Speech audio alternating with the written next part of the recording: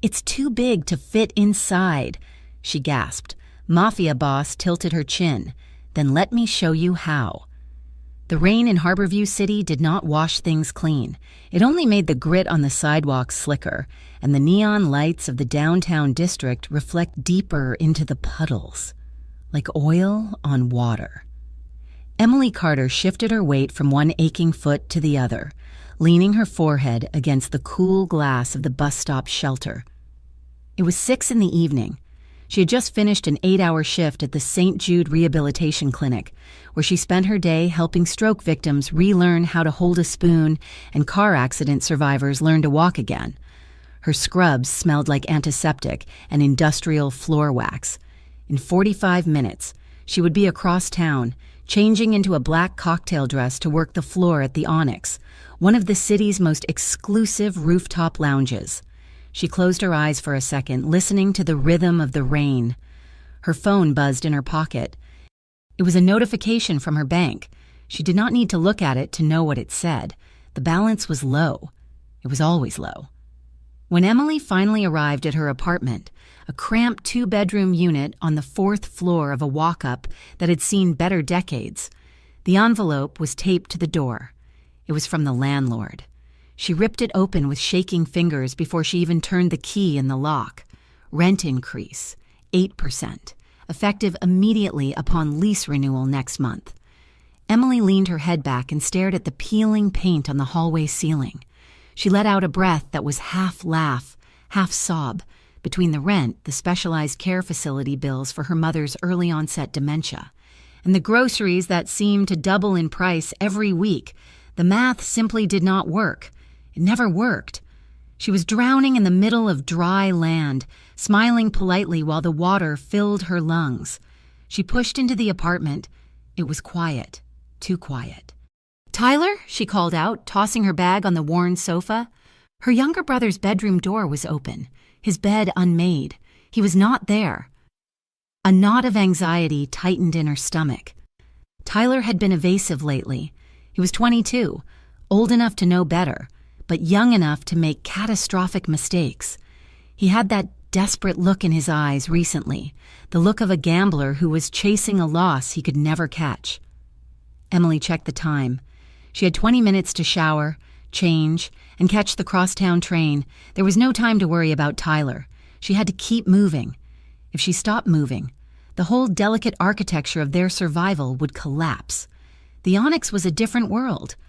Located on the penthouse floor of the Vescari Tower, it was a place where the air smelled of imported leather, expensive scotch, and old money. The lighting was dim and golden, designed to make everyone look beautiful and rich. Emily smoothed the front of her black dress. She pinned her name tag to the inside of her waist, hidden from view but accessible. Here. She wasn't Emily, the tired physical therapist. She was a hostess and server, invisible and efficient. The night was busy. A local politician was holding court in the VIP section, and the main bar was 3 people deep. Emily moved through the crowd with practiced grace, balancing a tray of crystal tumblers. She was exhausted, her legs burning, but she kept her smile fixed in place, near the back of the lounge, in a semi-private alcove reserved for high-stakes clientele. A commotion erupted. It started with a shattered glass, then a shout. Emily turned just as a heavy table was shoved aside.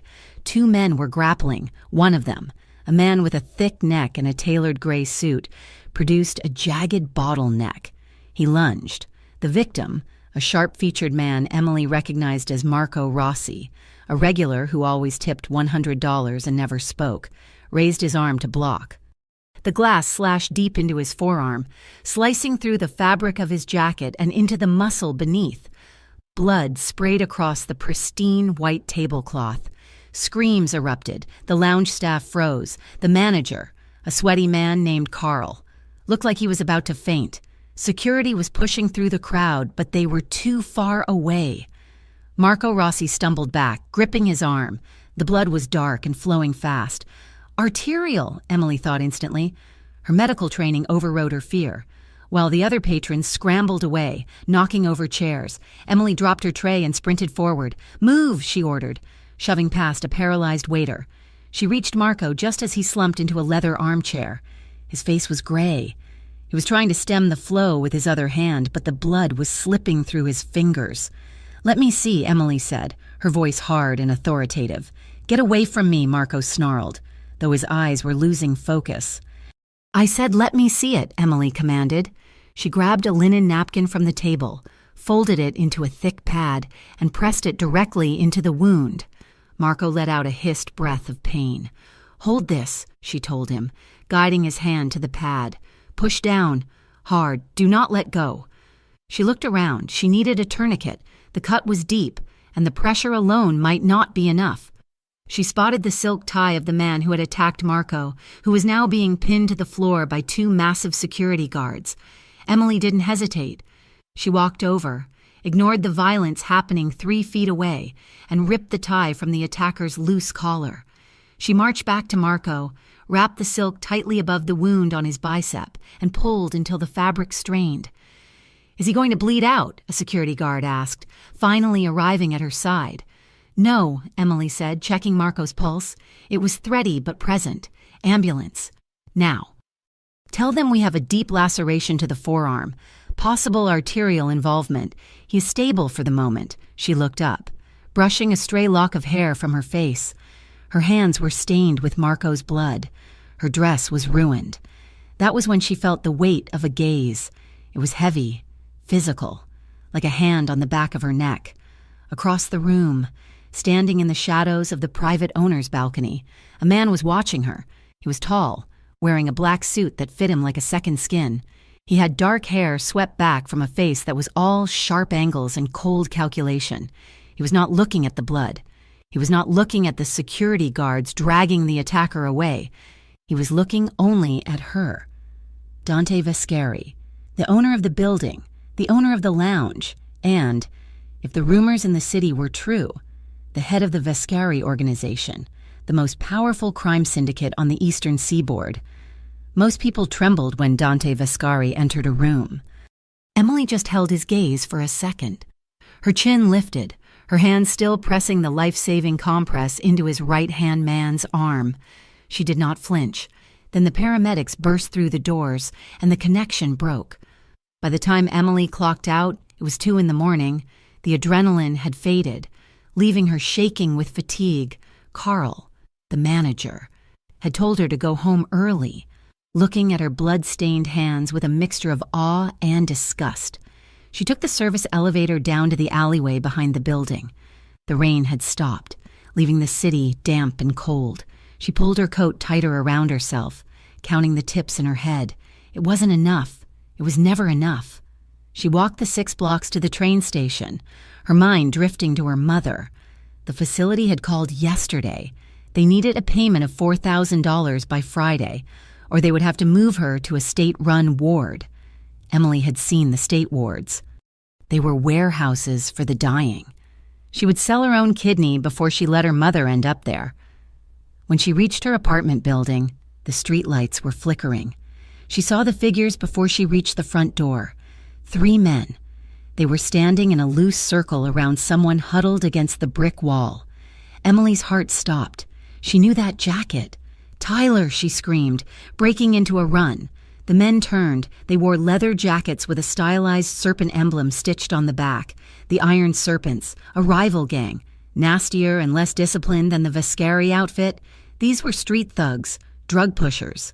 "Well, look at this," one of the men sneered. He was big, with a scar running through his eyebrow. "A savior arrives." Emily skidded to a halt between the men and her brother. Tyler was bleeding from the nose. He looked terrified, his eyes wide and wet.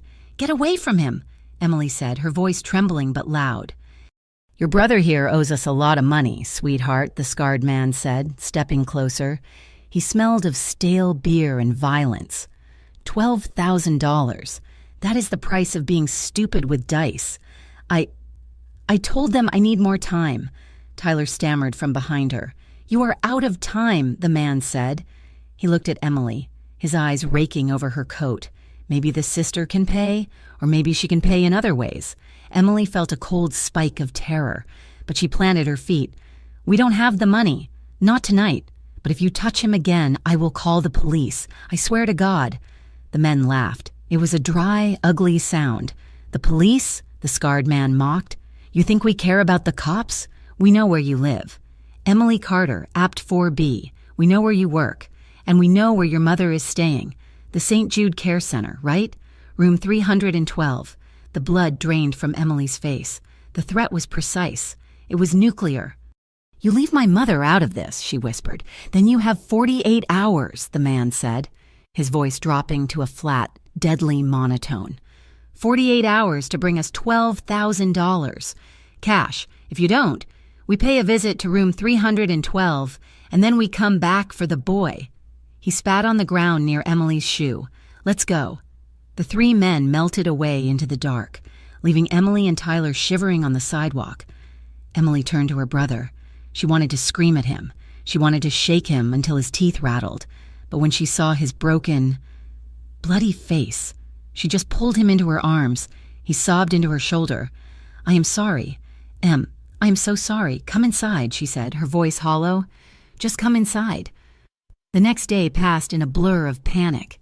Emily called every loan agency she could find. Denied, denied, denied. Her credit was shot from the medical bills. She tried to get an advance from the rehab clinic, but they were under a budget freeze. $12,000. It might as well have been $12 million. By the time she arrived at the Onyx for her shift that evening, she felt like she was walking to her own execution. She had 24 hours left. She found Carl in the back office, counting inventory. "Carl," she said, her voice tight, "I need to talk to you." He looked up, surprised. "Emily? You are early." "Look, about last night. I need more shifts," she interrupted. "I need all the shifts, double shifts, weekends. I need an advance on my salary. Please." "Carl, it is an emergency." Carl sighed, putting down his clipboard. "Emily, you are a great worker. You saved Marco's arm last night. But corporate policy. I cannot give advances larger than $200. It is out of my hands." Emily felt the room spin. $200. It was nothing. She turned to leave, fighting back tears.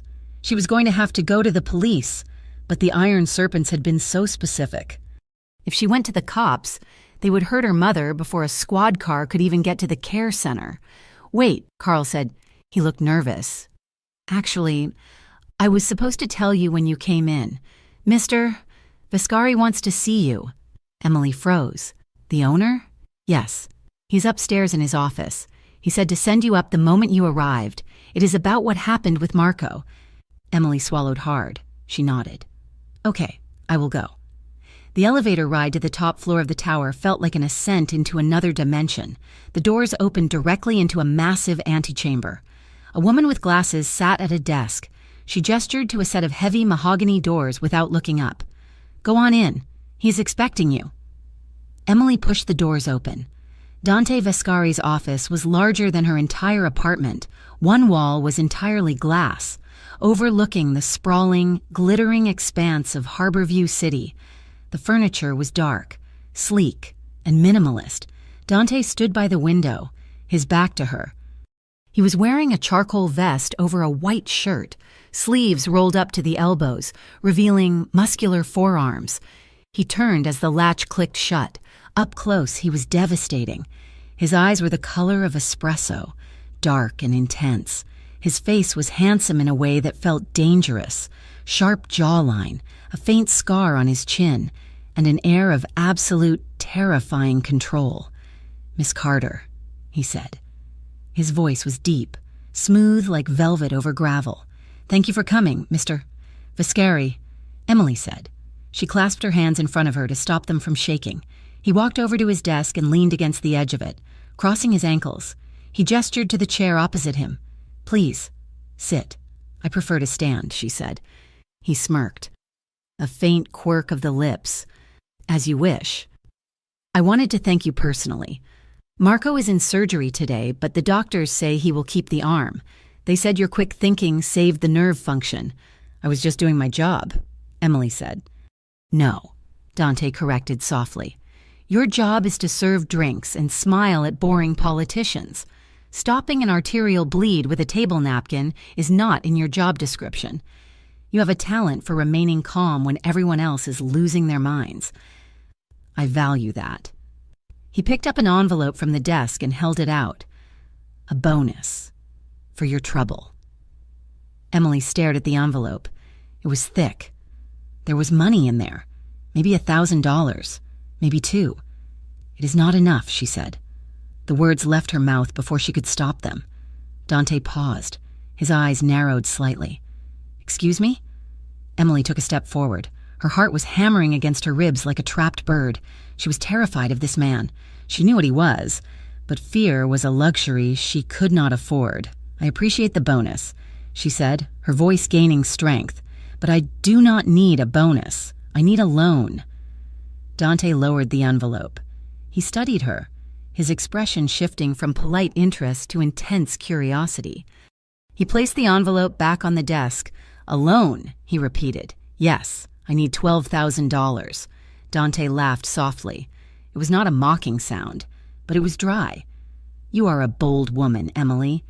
You work for me for 3 months. You save one of my men, and suddenly you think we are a bank?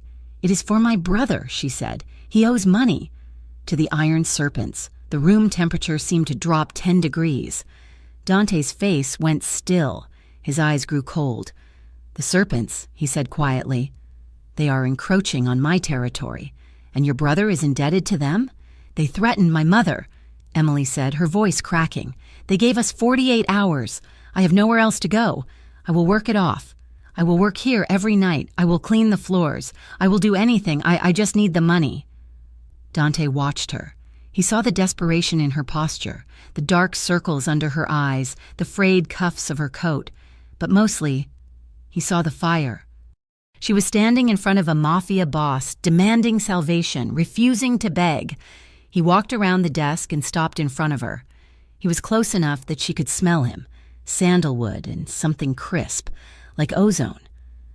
I do not give loans to employees, Dante said. It is bad business. If I give to you, I have to give to everyone. Emily felt her knees buckle. She looked down, fighting the urge to vomit. Okay, I understand. I am sorry to have wasted your time. She turned to the door. I did not say I would not help you, Dante said. She stopped. She turned back. Dante was watching her with a dark intensity. I do not want your money to be paid back in tips, he said. That will take too long, and frankly, you are wasted carrying trays. What are you saying? She asked. You have medical training, Dante said. You are discreet. You are brave.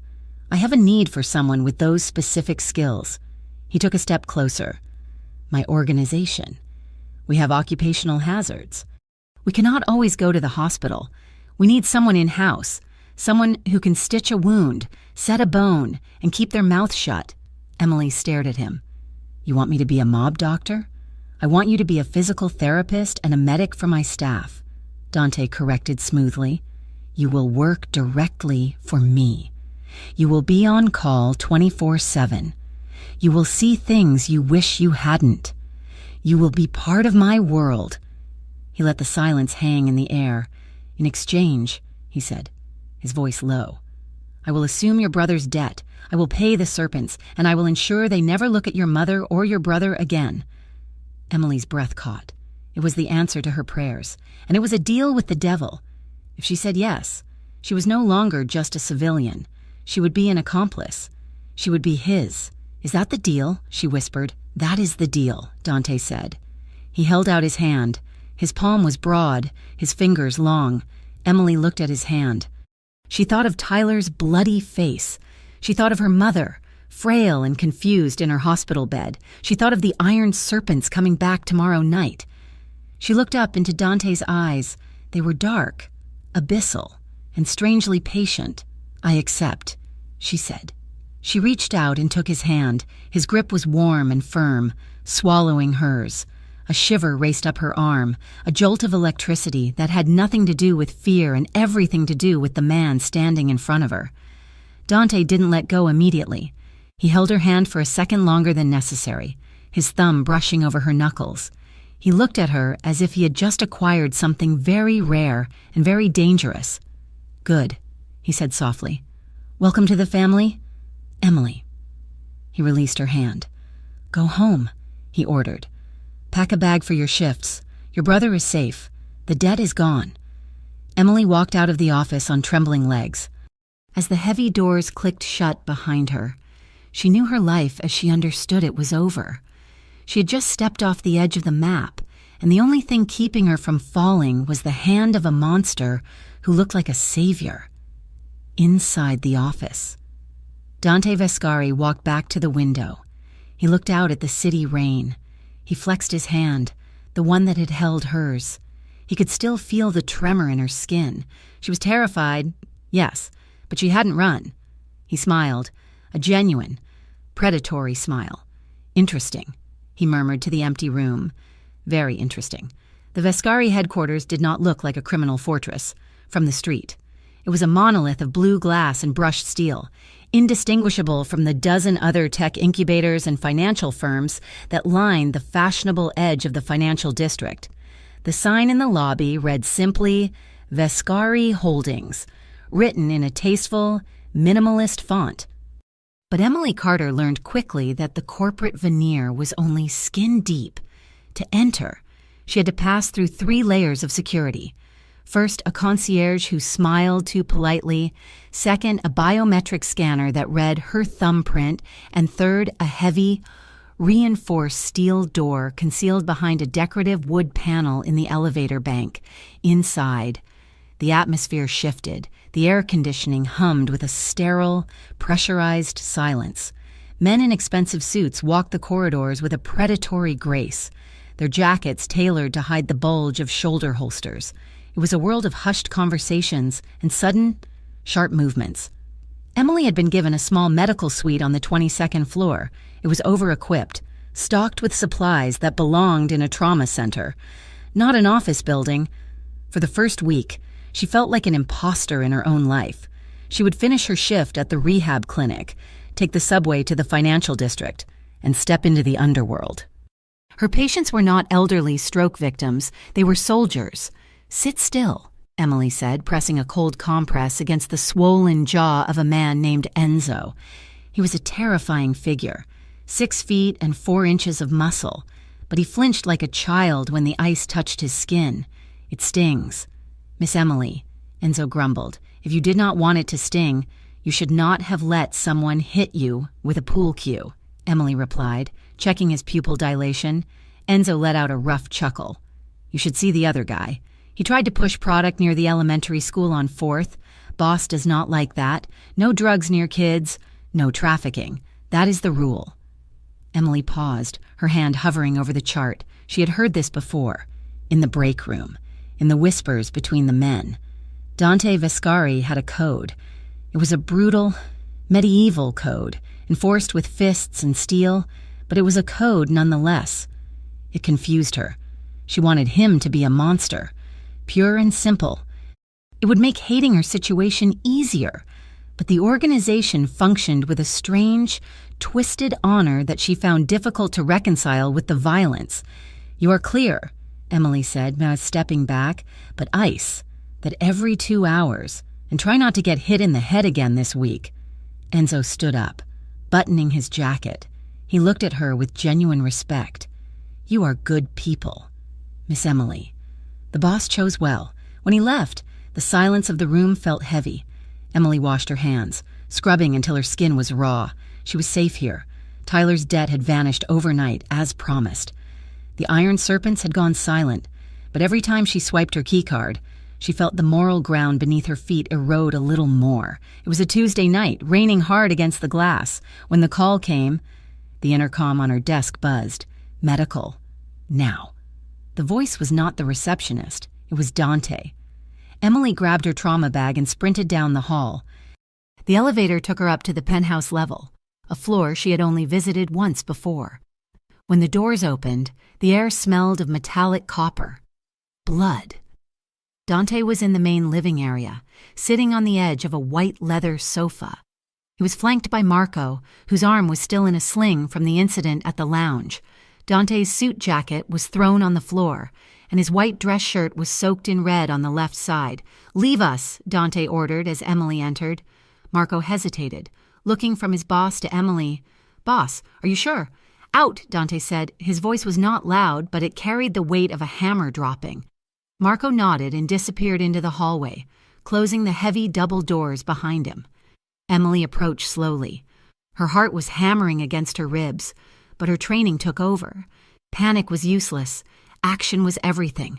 "Let me see," she said, setting her bag down on the glass coffee table. Dante looked up at her. His face was pale, beads of sweat standing out on his forehead, but his eyes were alert. A negotiation went south. He said calmly, "Someone brought a knife to a gunfight." He began to unbutton his shirt. His fingers were steady, but she saw the grimace of pain that tightened the corner of his mouth. He shrugged the shirt off his shoulders, letting it fall. Emily's breath caught in her throat. Dante Vascari was built like a statue carved from granite, all lean muscle and hard lines. A roadmap of scars traced across his torso, old bullet wounds, knife marks, the history of a violent life written on his skin. But fresh blood was streaming from a 3-inch gash along his lower ribs. "It is deep," Emily said, her voice dropping to a whisper as she knelt beside him. She snapped on a pair of latex gloves. "Just stitch it up." "Emily," Dante said. He watched her face. She cleaned the wound with iodine. He hissed through his teeth, his abdominal muscles contracting sharply under her fingers. "Sorry," she murmured. "Do not apologize," he said. "Just work." She prepared the needle and thread. The room was silent except for the sound of the rain lashing against the floor-to-ceiling windows. Emily leaned in close, her focus narrowing to the jagged edges of torn skin. She could feel the heat radiating off him. He smelled of rain, expensive cologne, and the iron tang of blood. Every time she passed the needle through his skin, she felt the tension in his body, the controlled power he was holding back. "You have steady hands," Dante observed. His voice was low, vibrating in his chest, so close to her ear that she felt the rumble of it. "I have to," she said, not looking up. "If I shake, you scar. I have enough scars." He said, "Emily tied off the first stitch." "Why do you do this?" she asked, the question slipping out before she could check it. Dante did not answer immediately. He watched the crown of her head, the way her hair fell across her cheek. "Why do I do what? Get stabbed? It is not a hobby. I assure you." "This life," she said, looking up to meet his eyes. "You could be anything. You are smart. You run this place like a Fortune 500 company. Why the violence? Why the blood?" Dante's eyes locked onto hers. They were dark, endless pools that seemed to pull her in. Because the world is not a polite place. "Emily, people like to pretend it is. They like to think laws and police keep them safe, but when the wolves come to the door, the laws are just paper." He leaned forward slightly. The movement brought his face inches from hers. Her hand, still resting on his ribcage near the wound, could feel the heavy, rhythmic thud of his heart. "I am the wolf that keeps the other wolves away," he said softly.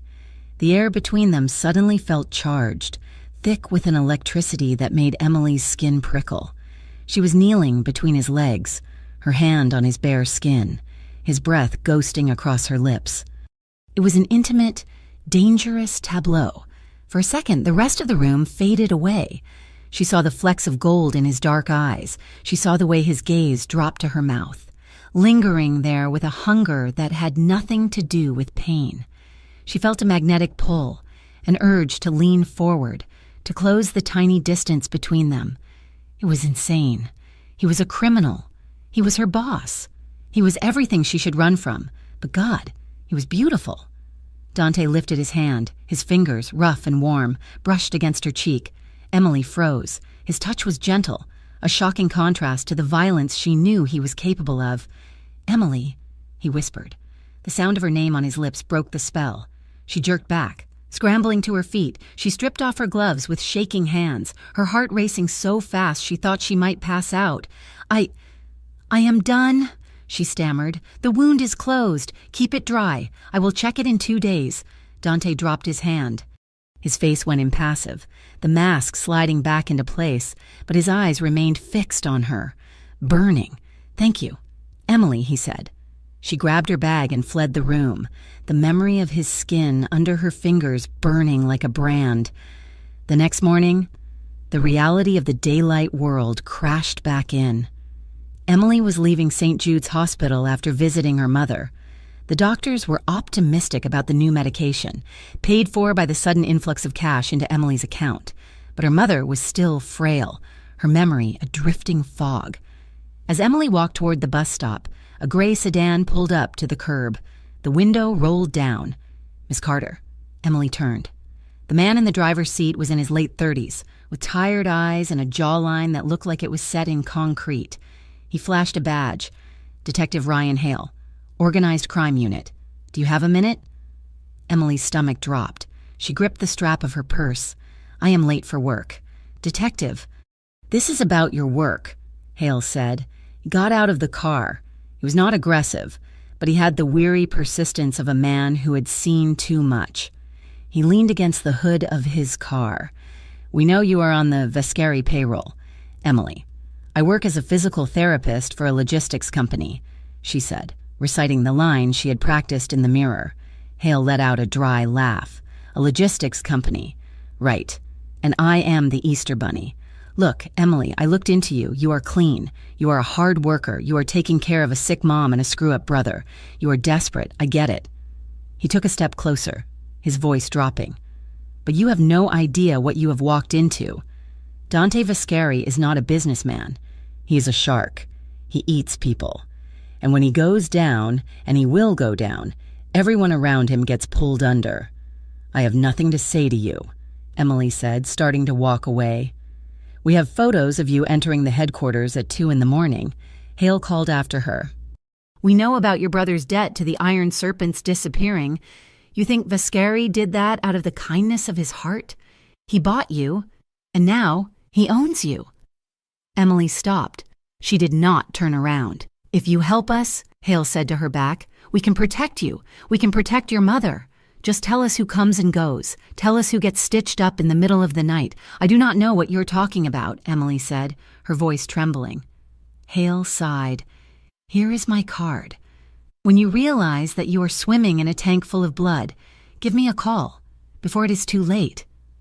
Emily kept walking, clutching the card in her pocket until the edges dug into her palm. The detective's words were still ringing in her ears when she swiped into the headquarters that afternoon. He eats people. The atmosphere on the 22nd floor was different today. It was tense. Men were standing in clusters, whispering. When Emily walked by, they stopped talking. She went to her office, trying to bury herself in paperwork, but the walls of the medical suite were not soundproof enough to block out everything. Around 4 o'clock, she heard it.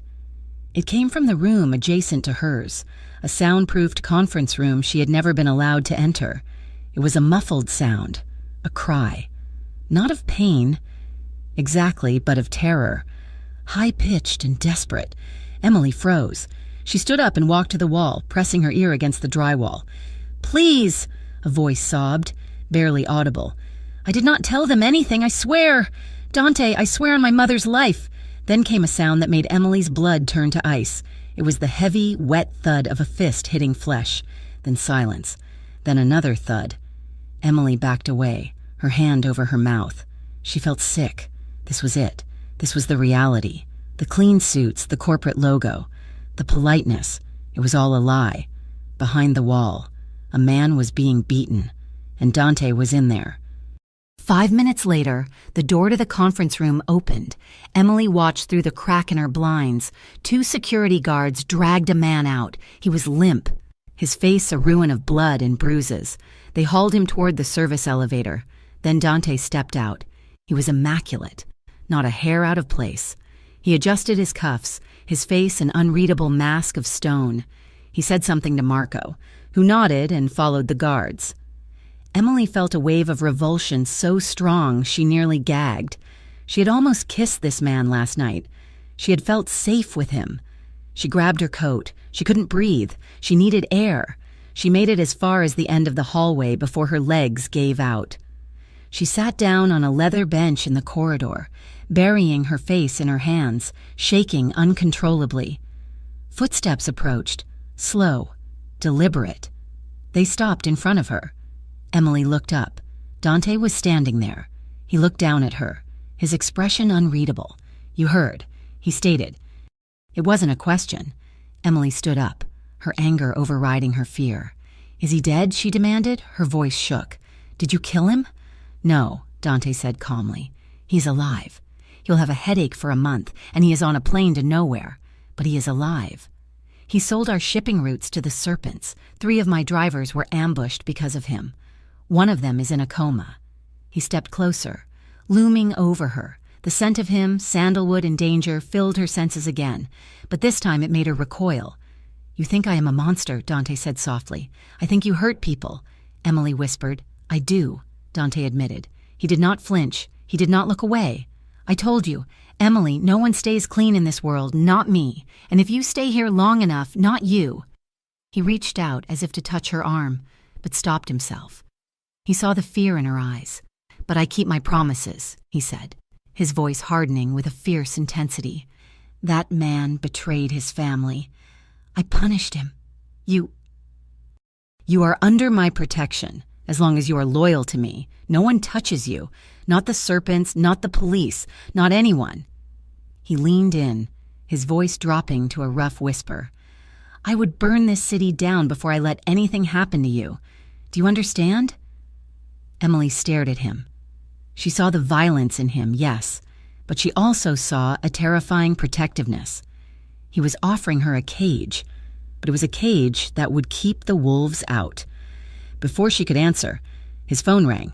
Dante pulled it from his pocket. He looked at the screen, and his entire demeanor changed. The hardness vanished. His shoulders dropped an inch. The coldness in his eyes melted into something warm and human. He held up a finger to Emily, then answered. "Hey, Soph," he said. His voice was gentle, affectionate, entirely different from the voice that had just ordered a beating. He turned slightly away, walking a few paces down the hall. Emily watched him, paralyzed by the whiplash of his personality. "Yeah, I got the tuition bill," Dante said into the phone. "Do not worry about it. It is taken care of.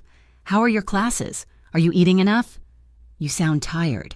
He listened for a moment, then laughed softly. A genuine laugh. "I am proud of you, kid," he said. "You just focus on your exams. Your big brother is handling everything else." "Yeah. Love you too." He hung up and slid the phone back into his pocket. He stood there for a moment, staring at the floor, looking suddenly weary. When he turned back to Emily, the mask was back in place, but it was thinner. She had seen behind the curtain. She saw the man who beat a traitor to a pulp to protect his drivers, and the man who paid his little sister's tuition and told her to eat her vegetables. He terrified her. He revolted her. And God help her. She wanted to know him. "Go home." "Emily," Dante said quietly, "get some rest. You look tired." He walked past her toward the elevator, leaving her standing alone in the hallway, caught between the horror of what he had done and the undeniable, magnetic pull of the man who did it. She touched her own arm where he had almost touched her, realizing with a sinking heart that she was already in too deep to ever just walk away. The smell of smoke clung to everything. It was a heavy, acrid stench that coated the back of the throat and refused to wash away.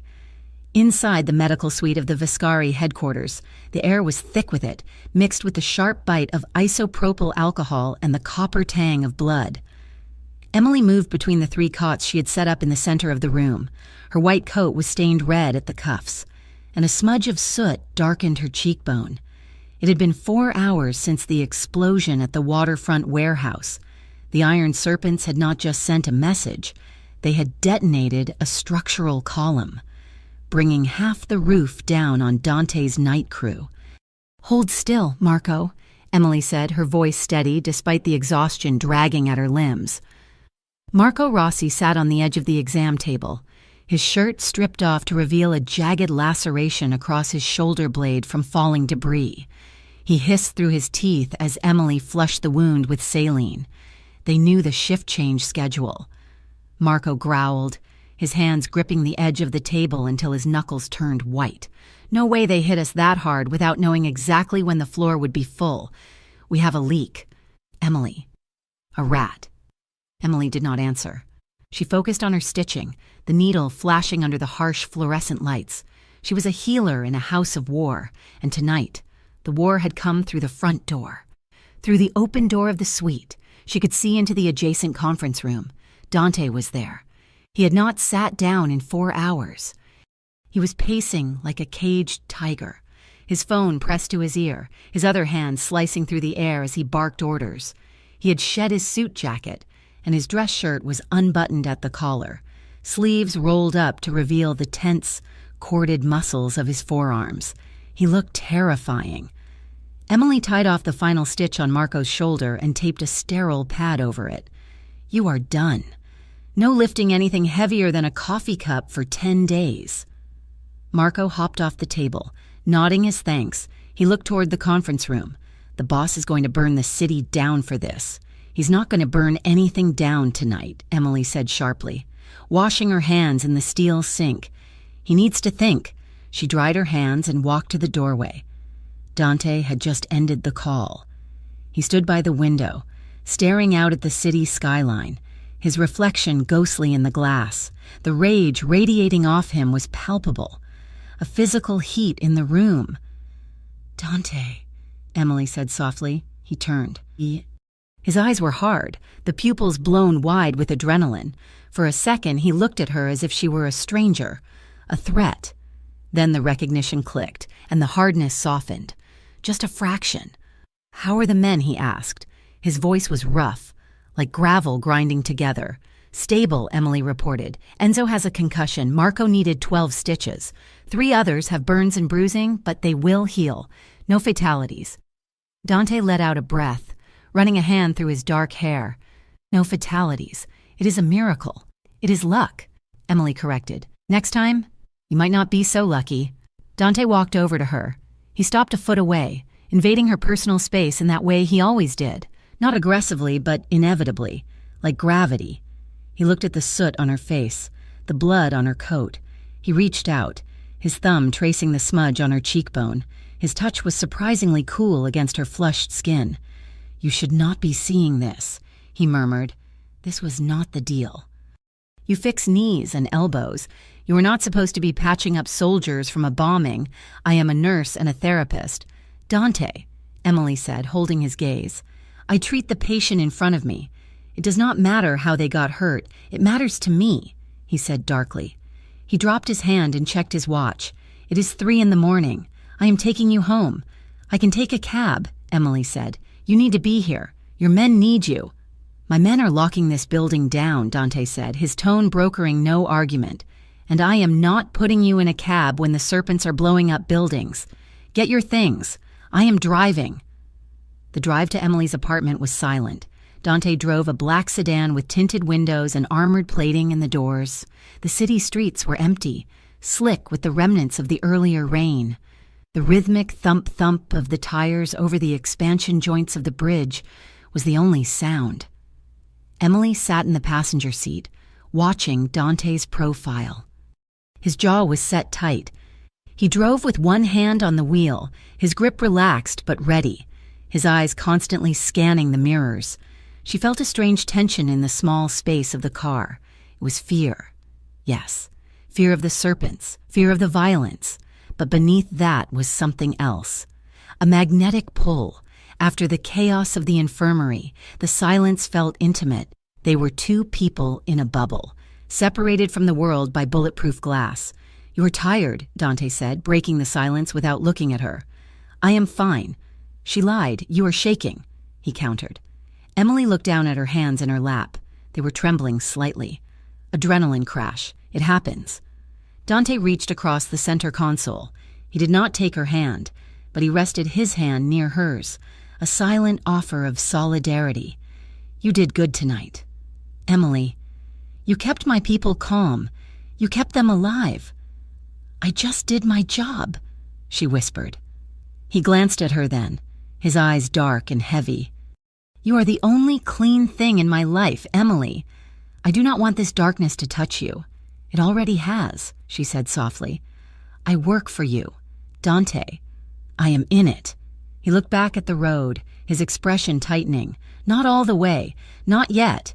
They turned onto her street. It was a narrow, residential block lined with parked cars and dim streetlights. Dante slowed the car as they approached her building. Suddenly, he slammed on the brakes. What? Emily gasped, grabbing the dashboard. Dante was staring at the front entrance of her building. Look. Emily followed his gaze. Her heart stopped. Spray painted across the brick facade, right next to the front door, was a symbol in jagged red paint, a coiled serpent, its mouth open, fangs dripping, the iron serpents. They had been here. They had marked her home. Stay in the car, Dante ordered. His voice was ice cold.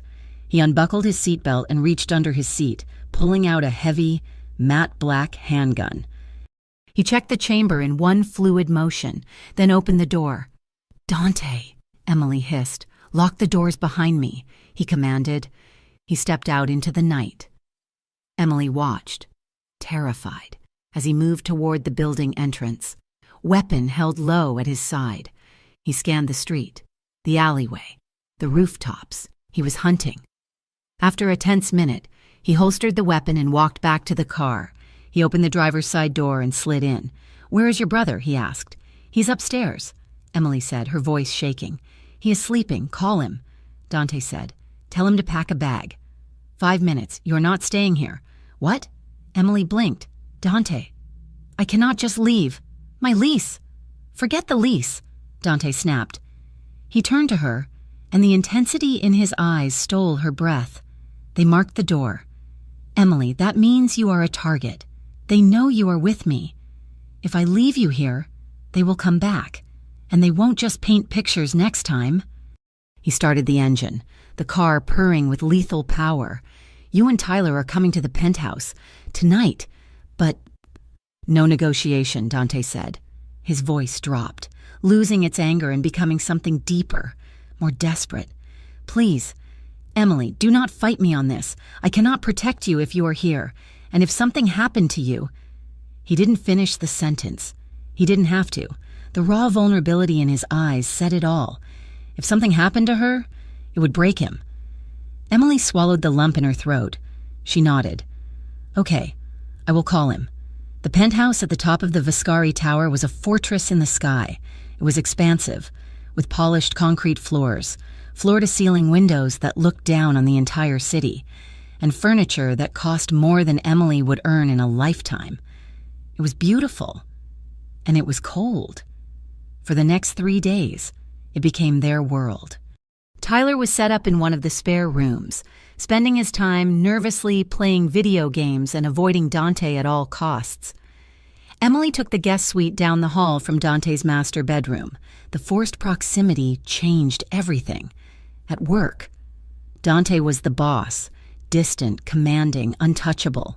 But here, in the quiet hours of the morning and late night, the barriers began to erode. They bumped into each other in the sleek, modern kitchen at 6 a.m. Emily, hair messy and wearing oversized sweatpants, making coffee. Dante, shirtless and wearing low-slung gray sweatpants, drinking an espresso while reading intelligence reports on a tablet. The first time he walked in like that, Emily had nearly dropped her mug. His chest was broad, dusted with dark hair, and scarred. He didn't cover up. He didn't apologize. He just poured his coffee and leaned against the island, asking her how she slept. It was domestic. It was intimate. It was confusing. One evening, Emily came into the living room to find Dante sitting in an armchair, a wooden box open on his lap. He was holding a stack of yellowed letters. He wasn't reading them. He was just holding them, staring at the handwriting. My father's, he said without looking up, sensing her presence. He wrote these from prison. He died in a cell. Emily walked over and sat on the ottoman opposite him. She didn't say anything. She just offered her presence. He wanted me to be an architect, Dante said, a wry, sad smile touching his lips. He used to draw blueprints on the back of his letters, bridges, skyscrapers. He wanted me to build things, not break them. You built this company, Emily said softly. I built a fortress, Dante corrected, because I had to. Later that night, Dante walked past Emily's room and heard her on the phone. She was sitting on the edge of the bed, her voice light and cheerful, contrasting with the dark circles under her eyes. "Yes, Mom, everything is fine." She was saying, "No, I'm just staying with a friend for a few days while they paint the apartment. Yes, Tyler is with me. He's being good. No, I'm safe. I promise, I am safe." Dante leaned against the doorframe, hidden in the shadows, listening to the lie. He felt a pang of guilt sharp enough to cut. She was lying to her dying mother because of him. She was in danger because of him. And yet, he could not bring himself to let her go. The tension broke on a Thursday afternoon. Dante had decided to reorganize the secure storage room, a hidden chamber behind a bookshelf in his study where he kept emergency cash, passports, and the heavier weaponry that didn't belong in a corporate office. Emily, unable to sit idle while Tyler napped and the city below held its breath, had offered to help. The room was narrow, lined with shelves. Dante was cataloging boxes on the high shelves while Emily worked on the floor level. "We need to move the safe," Dante said, gesturing to a massive, steel biometric safe that sat in the center of the floor. "It needs to go into that alcove in the back wall. It is blocking the walkway." "I got it," Emily said. She was feeling restless, needing to exert herself. She crouched behind the heavy steel box and shoved. It was on wheels, but they were stiff. She grunted, driving her legs into the floor. The safe moved, rolling slowly toward the narrow nook in the wall. She pushed it as far as it would go, but it stopped with a metallic clunk. The angle was wrong. The back corner was catching on the molding. She huffed, blowing a strand of hair out of her eyes. She pushed again. Nothing. She tried to angle it, shoving with her shoulder. It wouldn't budge. Breathless and frustrated, she stepped back. Hands on her hips. "It is too big to fit inside." She gasped, staring at the stubborn metal box. Behind her, the air shifted. She felt the warmth of him before she touched him. Dante stepped into the small space behind her. He was close, so close that his chest brushed against her back. He reached around her. His arms caged her in, his hands landing on the top corners of the safe. "Then let me show you how," he murmured. His voice was a low rumble against her ear, sending a shiver racing down her spine that had nothing to do with the temperature of the room. Dante didn't move away. He stayed pressed against her, his body a solid wall of heat. He tilted her chin up with one hand, turning her face slightly so she had to look at him, while his other hand guided hers to the side of the safe. "You have to turn it," he said softly. His eyes locked on hers. "Like this." He guided her hands, applying pressure. The safe pivoted smoothly on its casters. With a gentle shove, it slid perfectly into the alcove. The task was done. But Dante didn't step back. They were standing in the narrow, dim space of the secret room. The walls felt like they were closing in, pushing them together. Emily was trapped between the safe and Dante's body. She turned around slowly in the circle of his arms. He was looking down at her with an expression she had never seen before. The boss was gone. The soldier was gone. There was only a man, looking at a woman he was desperate for. The air was thick, heavy with the scent of old paper and gun oil and the clean, masculine smell of him. Emily's heart hammered against her ribs like a trapped bird. She knew she should push him away. She knew this was a line they could not uncross. But she didn't move. "Dante," she whispered. It was a plea and a warning. His thumb brushed her jawline, rough skin against soft. His eyes tracked the movement, dark and hungry.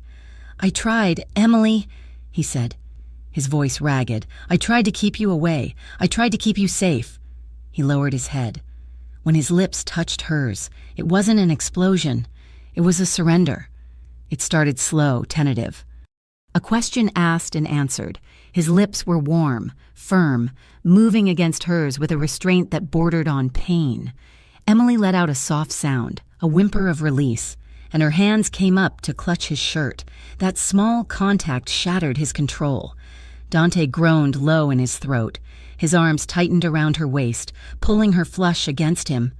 The kiss deepened, becoming urgent, consuming. He tasted of coffee and desire. They stumbled back, out of the narrow nook. Dante pressed her against the wall of the study, his body shielding her, covering her. His hands were everywhere, framing her face, sliding down to her waist, tangling in her hair. Emily melted into him. The fear that had been her constant companion for weeks dissolved, replaced by a fierce, blinding heat. She wrapped her arms around his neck, pulling him closer, needing to feel the steady thunder of his heartbeat against her own. For a moment, the world outside didn't exist. There were no iron serpents. No police, no debts. There was only the friction of his body against hers, the rough scrape of his stubble on her cheek, the way he devoured her mouth like a man starving. Dante pulled back just an inch, his forehead resting against hers. His breathing was ragged, his eyes squeezed shut. "Emily," he breathed. "You have no idea." She opened her eyes, dazed, her lips swollen and tingling. Before she could speak, a shrill sound cut through the air, Dante's phone. It lay on the desk a few feet away, ringing with a persistent, violent urgency. The sound was like a bucket of ice water. Dante froze. The tension in his body shifted instantly from passion to combat readiness. He pulled away from her, the loss of his warmth leaving her physically cold. He walked to the desk and snatched up the phone. His back was to her, his shoulders rigid. "Vascari." He answered. His voice was hard again. The boss was back. Emily stood against the wall, her hand coming up to touch her lips. She watched him listen, saw his knuckles turn white as he gripped the phone.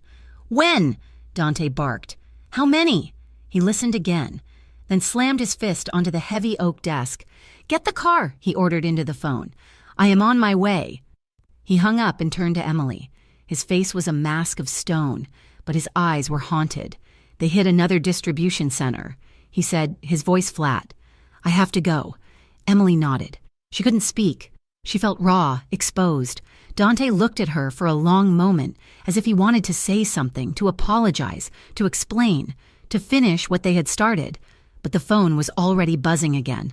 "Lock the door behind me," he said. "Do not open it for anyone but me." He turned and strode out of the room, grabbing his jacket as he went. The heavy front door slammed shut a moment later, and the lock engaged with a decisive clack. That night, Emily lay in the guest bed, staring at the ceiling. The penthouse was silent. Tyler was asleep in the next room. The city lights cast long, shifting shadows across the duvet. She raised her hand and touched her mouth. She could still feel him, the pressure of his lips, the desperate strength of his arms. It had felt right. God help her. It had felt more right than anything in her life.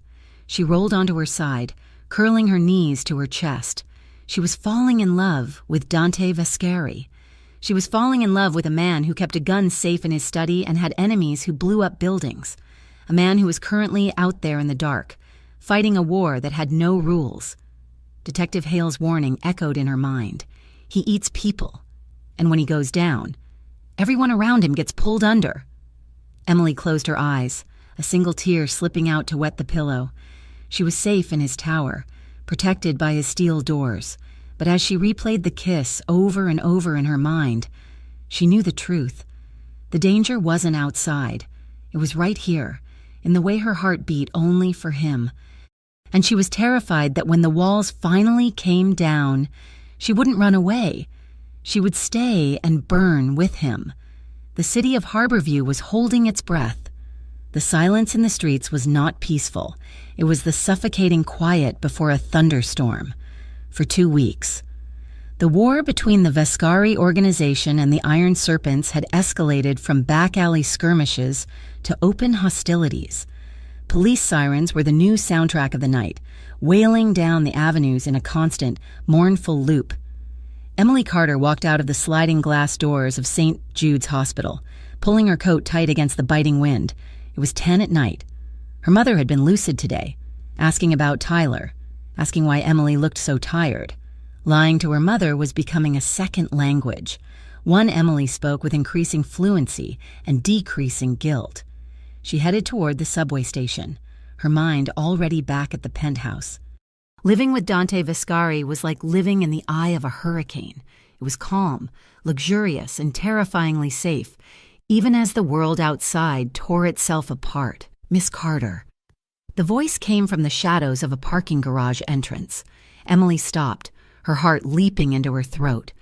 Detective Ryan Hale stepped into the pool of yellow light cast by a street lamp. He looked exhausted. His tie was loose, his eyes rimmed with red, and he held a manila envelope in his hand like a weapon. "Detective," Emily said, keeping her voice steady. "I told you, I have nothing to say." "I think you do," Ryan said. He didn't move closer, but his presence felt heavy, immovable. "Because things have changed. Emily, the mayor is tired of the bodies, the chief is tired of the press. They want a head on a spike, and they do not care whose it is." He tossed the envelope toward her. It landed on the wet pavement with a slap. Emily hesitated, then crouched to pick it up. She opened it. Inside were photographs, grainy, black and white, taken with a long-range lens. They showed her entering the Vascari Tower. They showed her getting into Dante's armored car. They showed her standing on the penthouse balcony, standing close, too close, to Dante, her hand resting on his arm. "You are not just an employee anymore, are you?" Ryan asked quietly. "You are living there. You are living with the target." "I am there for my safety," Emily said, shoving the photos back into the envelope. "The iron serpents threaten my family." "And who do you think provoked the serpents?" Ryan countered, his voice sharpening. "Dante Vascari is a cancer. Emily. He draws violence like a magnet, and now you are right in the center of the blast radius." He took a step forward. "We are preparing RICO charges, racketeering, conspiracy, murder. When the hammer drops, it is going to crush everyone in that building. Accessories, accomplices, girlfriends." "I am not his girlfriend," Emily snapped. "What?" Ryan looked at her, his expression pitying. "The prosecutor won't care, and when they drag you in, they will drag your brother in too. And he has been living there, hasn't he? Eating Vascari food, sleeping under Vascari protection. That makes him a beneficiary of criminal proceeds." Emily felt the blood drain from her face. "Tyler." "What do you want?" she whispered. "I want to help you," Ryan said. "I want to cut you a deal. Immunity for you, immunity for Tyler. But I need something in return." He reached into his pocket and pulled out a small, clear plastic case. Inside was a black disc, no larger than a quarter. "I need audio," Ryan said. "We know Vascari is planning a counterstrike. We need him on tape ordering it. You wear this. You get him talking. You give us the tape, and you walk away clean." Emily stared at the device. It looked like a dead insect. "You want me to spy on him. I want you to save yourself," Ryan said. "Take it." "I can't," Emily said, backing away. "He trusts me." "That is exactly why it has to be you," Ryan said.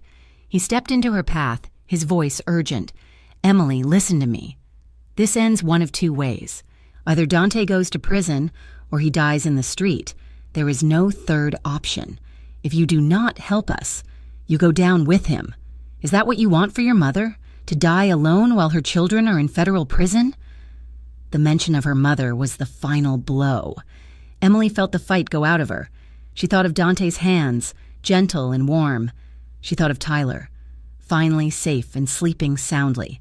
She was being asked to choose between the man who protected her and the family she lived for.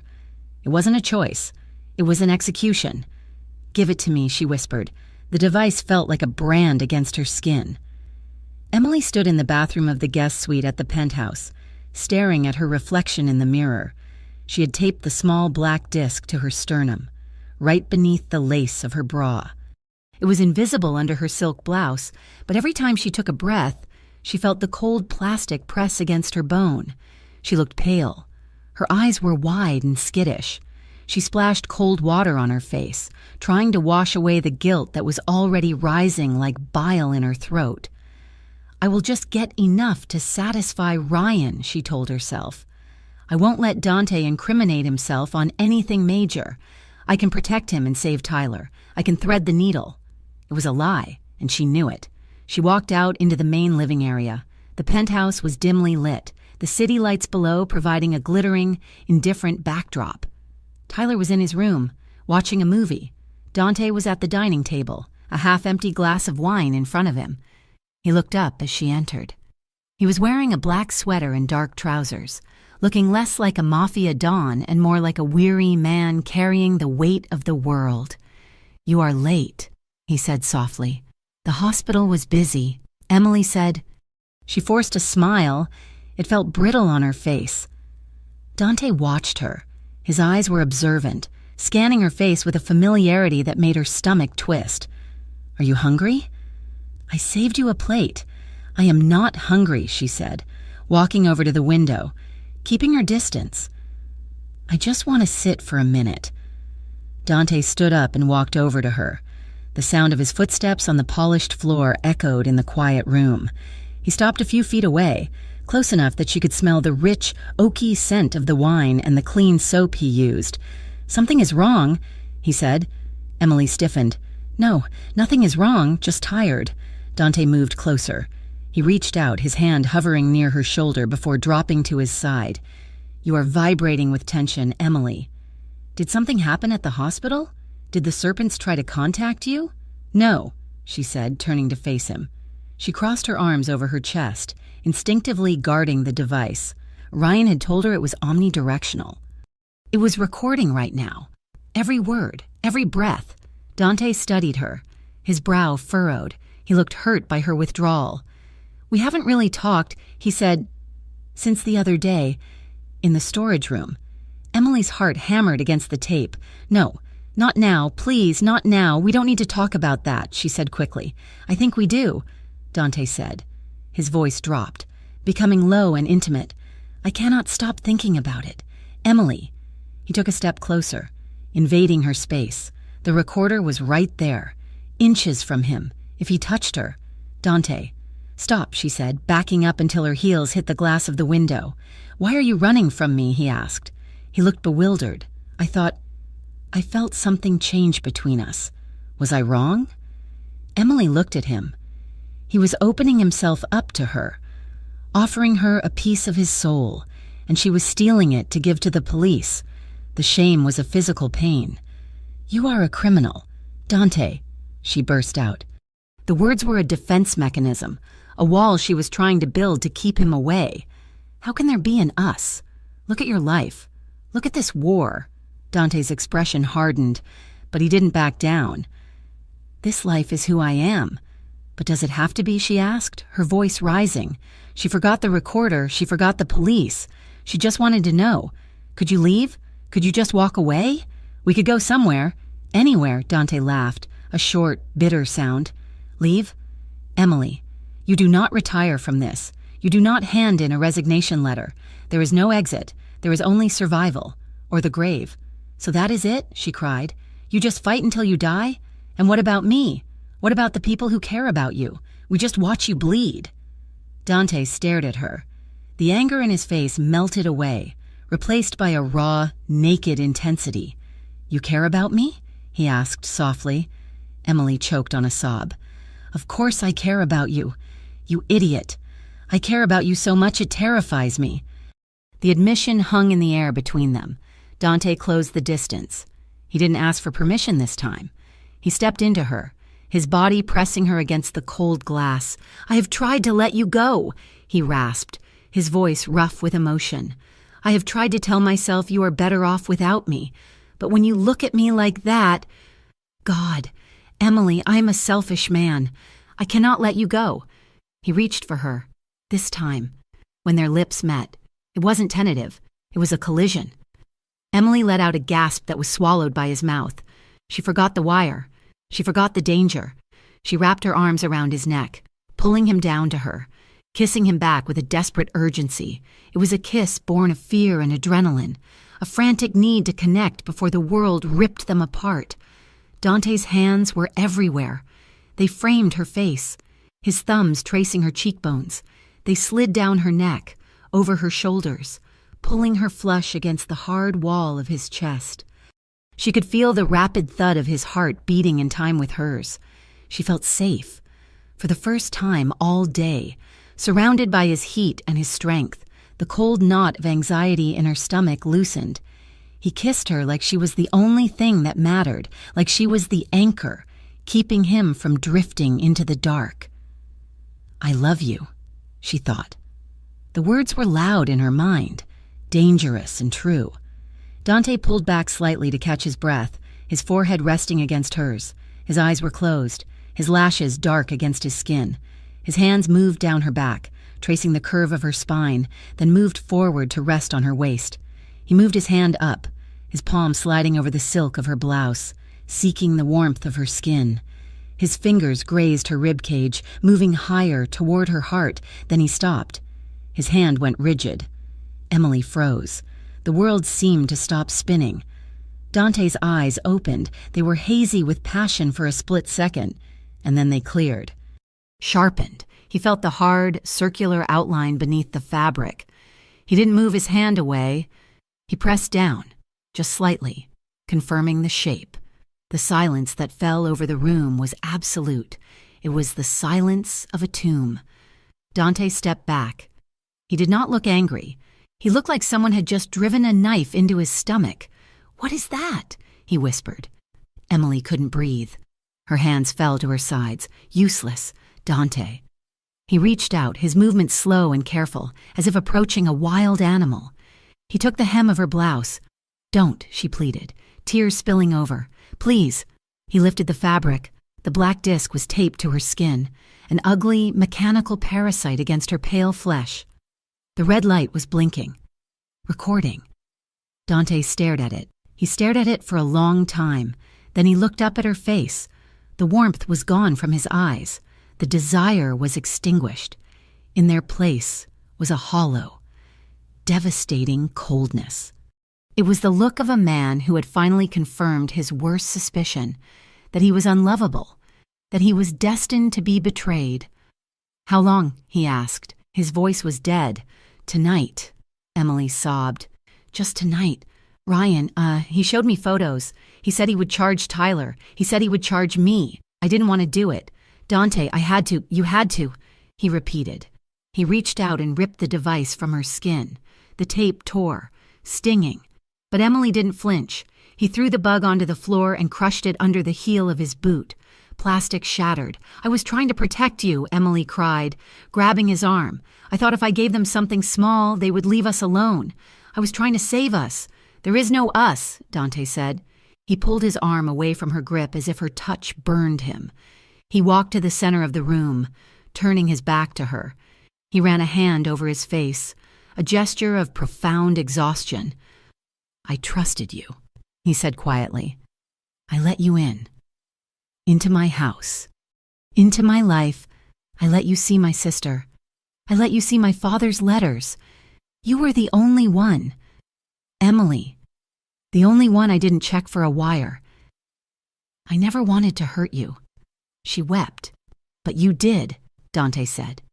He turned to face her. His face was composed now, the mask back in place, but it was brittle. "You chose them. You chose the police. You chose your fear over my loyalty. I chose my family," Emily screamed. "And I made you my family," Dante roared back, his voice cracking, the raw pain breaking through. "I would have died for you, Emily. If they came for you, I would have burned this city to ash. I would have protected you from the police, from the serpents, from God himself. But you didn't trust me." He looked at her, and the light in his eyes died. "Get out, Dante! Get out!" he shouted, pointing to the door. "Pack your things. Wake up your brother and get out of my house. Where will we go?" she whispered. "The serpents." "I don't care," Dante said coldly. "You made a deal with the police. Let them protect you." He walked over to the window and stared out at the darkness. He looked immovable, a statue of ice. "If I see you again." "Emily," he said to the glass, "you are just another stranger." Emily stood there for a moment, her heart breaking into jagged pieces in her chest. She wanted to run to him, to shake him, to make him understand. But the wall was up. The drawbridge was raised. She had crossed the line, and there was no going back. She turned and ran to the guest room, blinding tears streaming down her face. 20 minutes later, Emily and a confused, groggy Tyler were standing in the elevator. They had 2 duffel bags. Emily's chest still burned where the tape had been. The elevator doors closed, cutting off her view of the penthouse hallway. It felt like a casket closing. They walked out into the cool night air. The doorman looked at them with surprise, but said nothing. Emily hailed a cab with a shaking hand. "Where to?" the driver asked. I don't know," Emily whispered. "Just drive." As the cab pulled away from the curb, merging into the late-night traffic, a sudden, thunderous noise ripped through the air. Boom! The ground shook. The windows of the cab rattled violently. Emily screamed, ducking her head. "What was that?" Tyler yelled. Emily twisted in her seat to look out the rear window. 3 blocks away, in the heart of the nightlife district, a fireball was rising into the sky. It was orange and angry, billowing black smoke that blotted out the stars. It was one of the Viscari clubs, the Club Luna, Dante's favorite spot. Sirens began to wail, a chorus of mechanical screams rising from every direction. "Dante," Emily whispered, pressing her hand to the glass. Her phone buzzed in her pocket. She pulled it out. It was a news alert. Breaking. Massive explosion reported at Viscari-owned nightclub. Casualties feared high. Police suspect escalation in gang war. She stared at the fire reflecting in the cab window. The flames were beautiful and terrible. She had walked away from him to save him, and now the world was burning. She didn't know if he was in the tower or if he had gone to the club. She didn't know if he was alive. All she knew was that she was in a cab driving away from the only man she had ever loved, and the city behind her was on fire. The television screen in the motel room flickered with the blue-white light of disaster coverage. Emily sat on the edge of the sagging mattress, her hands clamped over her mouth, watching the footage on a loop. The chyron at the bottom of the screen read, "Mass casualty event in downtown district." The club. Luna was gone. It was not just damaged, it was gutted. The footage showed a skeletal frame of steel rising from a pile of smoking rubble. Firefighters were still hosing down hot spots, the water turning to steam as it hit the blackened concrete. "He was there," Emily whispered. Her voice sounded brittle, like dry leaves. "He always goes there on Thursdays." Tyler sat in the corner of the room, looking pale and sick. He was scrolling through his phone, checking social media feeds, local forums, anything that might give them a name. A list. "They are saying 12 dead so far," Tyler said quietly. "No names released yet." Maybe he was not there. Maybe he was still at the tower. "He left the tower," Emily said. She closed her eyes, seeing Dante's face as he had looked at her in the penthouse. Cold, betrayed, wounded. He got the call. He left. And then... She couldn't finish the thought. The last thing she had done was break his heart. The last thing he had done was throw her out to save her. And now, he might be Ash. A heavy pounding on the motel door made them both jump. Tyler scrambled back against the wall. Emily stood up, her heart hammering. "Emily Carter, open up, police!" It wasn't the iron serpents, it was the law. Emily walked to the door and opened it. Detective Ryan Hale stood there, flanked by 2 uniformed officers and a man in a trench coat who looked like he chewed rocks for breakfast. Ryan looked terrible. His face was gray, his eyes bloodshot. He didn't look triumphant when, He looked like a man who had lost control of a vehicle and was watching it crash. "We need you to come with us," Ryan said. "Is he dead?" Emily asked. She didn't care about rights or lawyers. She just needed to know. "Get in the car." "Emily," Ryan said, avoiding her eyes. The interrogation room was a windowless box that smelled of stale coffee and fear. The man in the trench coat introduced himself as Captain Miller. He sat opposite Emily, his fingers laced together on the metal table. Ryan stood by the door, leaning against the wall, looking at the floor. "We have a recording," Miller said. He didn't waste time with pleasantries. "From the device Detective Hale gave you." He pressed a button on a small recorder. The room filled with the sound of static, then voices, Dante's voice, "I cannot let you go." Then the sound of movement, the rustle of fabric, and then Emily's voice, clear and desperate. "I care about you so much it terrifies me." Miller stopped the tape. "You were quite close to the target," Miller said. His tone was dry, insinuating. "Where is he?" Emily asked, staring at the recorder. "We do not know," Miller admitted. "We found his car 3 blocks from the blast site. The driver's side door was open. There was blood on the steering wheel. A lot of it." Emily felt a cold wave wash over her. blood. But he was not in the car. He's likely dead, Miller continued, watching her reaction closely. Or he is crawling into a hole to bleed out. Or we have him in a hospital under a Jane Doe tag. It does not matter. The Vascari organization is finished. We are sweeping the city. We have picked up 40 of his associates in the last 3 hours. He leaned forward. But we want the serpents too. And we want to nail the lid on Dante's coffin, just in case he survives. You spent weeks inside. You know who he talks to. You know where the money is. I don't know anything about the money, Emily said. You know enough to be charged as a co-conspirator, Miller snapped. Unless you cooperate fully. Right now. Emily looked at Ryan. He finally looked up. Meeting her gaze, there was an apology in his eyes, but it was weak. It was cowardly. You knew. She realized. The thought crystallized in her mind, sharp and cold. She looked from Ryan to Miller. You knew the Iron Serpents were going to hit the club, she said. Her voice was rising, trembling with a sudden, furious clarity. You had surveillance.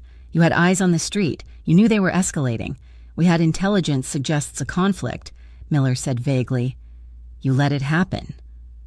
Emily accused. She stood up, her chair scraping against the floor. You wanted a war. You wanted them to blow each other up so you could swoop in and arrest everyone in the wreckage. You didn't care about the people in that club. You didn't care about Dante. You didn't even care about me. I was just a way to get a tape. Sit down, Miss Carter, Miller ordered. No, Emily said. I am done being scared of you. You want to take down an empire? Fine, but you are going to do it my way. Miller blinked, taken aback by the sudden steel in her voice. I treated the Vascari soldiers. Emily said, I heard them talking. I know where the Iron Serpents operate. I know which docks they use for their shipments because Dante's men were planning to hit them. I know the name of the Serpent Lieutenant who orders the hits. Miller and Ryan exchanged a look. This was actionable intel. This was gold. I will give you everything I know about the Serpents, Emily said. I will help you burn them to the ground. What do you want? Ryan asked. Protection, Emily said. Real protection. Witness protection for my mother and my brother. Relocation, new identities. The works, done, Miller said immediately. And, Emily added, her voice unwavering, if Dante Vascari is alive, I want a deal. Miller laughed. A deal? For the head of the family. He cooperates, Emily said. He gives you the serpents on a silver platter. He gives you the corruption. He gives you the judges and the politicians on the payroll. In exchange, he gets a reduced sentence. No life without parole. He gets a future. That is above my pay grade, Miller scoffed. Then get someone with a higher pay grade on the phone, Emily said, sitting back down and crossing her arms. Or I walk out of here, and you can try to build your RICO case with grainy photos and a tape of me crying. They released her 3 hours later. It was a calculated risk on their part, letting the canary fly to see where it would land. They had agreed to her terms tentatively, desperate for the location of the Serpent leadership. Emily walked out of the precinct into the pre-dawn gray. Tyler was waiting on a bench down the block, hoodie pulled up over his head. Did you tell them?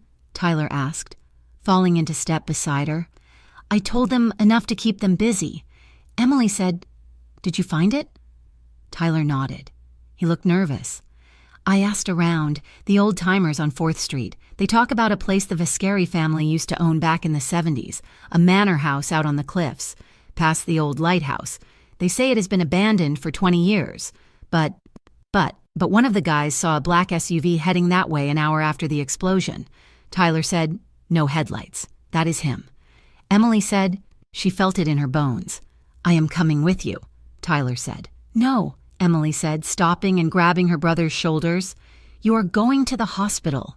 You are going to sit with Mom until the marshals get there. The police promise protection. You make sure they do their job, but go, Tyler.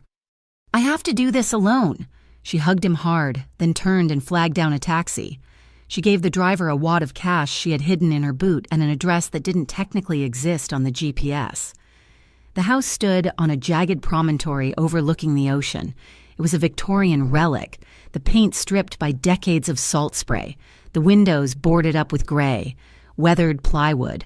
Weeds grew waist-high in the driveway. Emily paid the driver and waited until the taillights disappeared around the bend. Then she walked toward the house. The front door was locked. She circled to the back. A basement door was slightly ajar. The wood splintered around the lock. "Dante?" she called out softly. She pushed into the darkness. The air inside smelled of dust, mold, and fresh antiseptic. She followed the smell. It led her up a creaking staircase to the main floor, into a grand library where the furniture was draped in white sheets like ghosts. He was there. Dante sat in a high-backed armchair facing the fireplace, where a small, smokeless fire was burning in the grate. He was still wearing his trousers, but his shirt was gone. His torso was wrapped in thick bandages that were seeping red on the left side. His face was battered, a bruise darkening his jaw, a cut over his eye stitched with butterfly closures. He held a gun in his right hand, resting on the arm of the chair. He didn't raise it. "I told you to leave the city," he said. His voice was a wreck, hoarse, scraping, exhausted. "I did not listen," Emily said, stepping into the room. Dante stared into the fire. "The police are looking for me. The serpents are looking for me. This house is not safe. I am not safe." "I know," she said. She kept walking until she was standing next to his chair. He looked up at her then. His eyes were dull. The fire in them banked down to embers. "Why are you here? Emily? To finish the job? You want to record a confession?" He tried to sound hateful, but the venom wasn't there. "Just pain. I came because I was afraid you were dead," Emily said, her voice trembling. "I watched the news. I thought... You thought you got me killed," Dante finished. He let out a harsh breath. "You didn't. I wasn't at the club. I was on my way there when it went up. The shockwave blew my car off the road." He winced, shifting in the chair. "Let me see," Emily said, instinctively reaching for his bandages. "Do not touch me," Dante snapped, recoiling. Emily froze, then slowly. She reached out again. This time, he didn't move. She rested her hand on his uninjured shoulder. "I made a deal," she said quietly, "with the police." Dante laughed, a humorless bark. "Of course you did. Not for me," she said fierce. "For you. If you help them take down the serpents, if you give them the corrupt officials, you get a life. A real life. Not a life in a cage." Dante looked at her, searching her face for the lie. He didn't find one. "Why?" he whispered. "After everything I said to you? After I threw you out?" "Because you were right," Emily said, tears finally spilling over. "I didn't trust you. I was scared. I thought I could save everyone by playing both sides, but I was wrong." She knelt beside the chair, bringing her face level with his. "I chose you. Dante, in that interrogation room when they told me you were dead. I didn't care about the law. I didn't care about being good. I just wanted you back." Dante dropped the gun. It hit the dusty rug with a thud. His hand came up, shaking, to touch her face. His thumb brushed away a tear. "You are a fool," he murmured. "A beautiful, stubborn fool." He leaned forward, groaning with the effort, and buried his face in the crook of her neck. He breathed her in, shuddering. Emily wrapped her arms around his battered body, holding him as tight as she dared. "I thought I lost you," he mumbled into her skin. "When I saw that wire..." It hurt more than the crash. It hurt more than any bullet. "I am sorry," she whispered, stroking his hair. "I'm so sorry." He pulled back, his eyes locking onto hers. The dullness was gone. The heat was back. Not the angry fire of the warlord, but the steady, burning warmth of the man. "You are the only one who sees me," he said. "Not the boss, not the monster, just me. And you are the only one who makes me feel safe," Emily admitted. "It is terrifying, but it is true." Dante leaned in and kissed her. It tasted of smoke and blood and desperation. It wasn't the frantic, hungry kiss of the penthouse. It was slow. It was claiming. It was a promise. He shifted, pulling her up. "Come here." "Careful," she warned. "Your ribs." "I do not care about my ribs," he growled softly. He pulled her onto his lap, his good arm wrapping around her waist like an iron band. Emily straddled him, mindful of his injuries, her hands framing his face, The room faded away. The dust, the danger, the sirens in the distance, none of it mattered. They moved with a deliberate slowness, as if they were memorizing each other. Emily traced the line of his jaw, the heavy muscle of his shoulder, the rough texture of the bandages. Dante's hands were reverent, touching her as if she were made of glass that he was terrified to break, yet unable to stop holding. When he kissed her neck, she arched back, a soft sound escaping her throat. He murmured her name against her skin, a prayer and a confession. There was no rush. They had all night, or perhaps only tonight. In the face of that uncertainty, every touch became heavy with meaning. Clothes were discarded onto the dusty floor. Skin met skin, warm and alive. They clung to each other in the firelight, moving together in a rhythm that was as old as it was new to them. It was an act of defiance against the death waiting outside the door. It was an affirmation that they were here, they were alive, and they belonged to each other. As the fire died down to glowing coals, the shadows lengthened, swallowing the room in a protective darkness. The only sounds were their synchronized breathing and the distant crash of the ocean against the cliffs. The morning sun cut through the cracks in the boarded-up windows, painting thin stripes of gold across the floor. Emily woke first. She was curled under a heavy wool blanket on a dusty sofa they had pulled near the hearth. Dante was asleep behind her, his arm draped over her waist, his face buried in her hair. She lay there for a moment, listening to the steady rhythm of his breathing. For the first time in weeks, the knot of anxiety in her chest was gone. She carefully extricated herself from his grip. He murmured something in his sleep but didn't wake. She found her clothes and dressed quickly, then went to the kitchen. There was no electricity, but there was a camping stove and a canister of propane. She found a tin of coffee grounds and a pot of water. When Dante walked into the kitchen 10 minutes later, the smell of coffee filled the air. He was limping slightly, wearing his trousers and carrying his shirt. He looked like he had gone 12 rounds with a heavyweight champion, but his eyes were clear. "Coffee," he said, his voice raspy. "You are an angel." "I try," Emily said, handing him a mug. They stood in the kitchen, sipping the black coffee, the silence between them comfortable and heavy with unspoken plans. "So," Dante said, leaning against the counter, "a deal." "Yes," Emily said. "Detective Hale and Captain Miller. They want the serpents. They want the win." "And if I give them the serpents," Dante asked, "they take the death penalty off the table. They take life without parole off the table. You serve time." "Dante, there is no way around that, but it is finite. 5 years. Maybe 7 with good behavior and cooperation." 7 years, Dante mused. He looked out the window at the overgrown garden. "I can do 7 years. I have done worse." "And then?" Emily asked. He turned to her. "And then I get out, and I find you. If you are still waiting, I will be waiting," she said simply. Dante nodded. He set his mug down. "Okay, then we do it. But we do it my way." He walked over to the table where his phone sat. He picked it up and turned it on. "I am going to make a call," he said. "I am going to arrange a surrender, but not at the precinct. I am not walking in there in handcuffs for the cameras." "Where?" "The shipping yards," Dante said. "Sector 4, that is where the serpents are moving their product tonight. I will give the police the time and place. I will be there. The serpents will be there. And when the police show up, they get everyone." "It is a trap," Emily said, realizing the danger. "It is a sting," Dante corrected. "I am the bait. The serpents will come to kill me. The police will come to arrest me.